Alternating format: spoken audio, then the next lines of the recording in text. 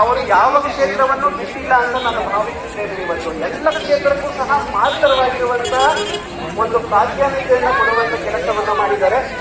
ಹಾಗೇನಾದ್ರೂ ನಿಮ್ಮ ಮನಸ್ಸಿಗೆ ಏನಾದ್ರೂ ಈ ಕ್ಷೇತ್ರ ಇಲ್ಲಿ ಬಿಟ್ಟಿದೆ ಅಂತ ಏನಾದ್ರೂ ಪೂಜ್ಯರ ಗಮನಕ್ಕೆ ಬಂದ್ರೆ ಅವರು ಈ ಕ್ಷೇತ್ರದಿಂದಲೇ ಮುಂದಿನ ವರ್ಷಕ್ಕೆ ಆ ಕ್ಷೇತ್ರವನ್ನು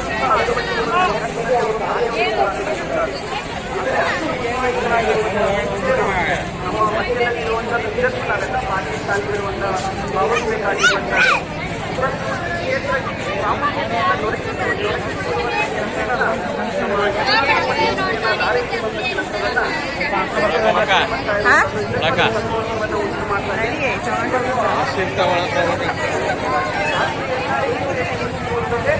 ಜಾತ್ರೆಯ ಒಂದು ಬೆಳಗ್ಗೆ ನೀವೆಲ್ಲ ಅತ್ಯಂತ ಭಕ್ತಿಯಿಂದ ರಥೋತ್ಸವದಲ್ಲಿ ನೀವೆಲ್ಲ ಭಾಗಿಗಳಾಗಿರುವಂಥದ್ದು. ರಥೋತ್ಸವ ಅಂತಂದ್ರೆ ಒಂದು ಅಧ್ಯಾತ್ಮದ ಪ್ರತೀಕವೂ ಆಗಿರುವಂಥದ್ದು. ಅದ್ರ ಜೊತೆಗೆ ಭಾವೈಕ್ಯತೆಯ ಪ್ರತೀಕ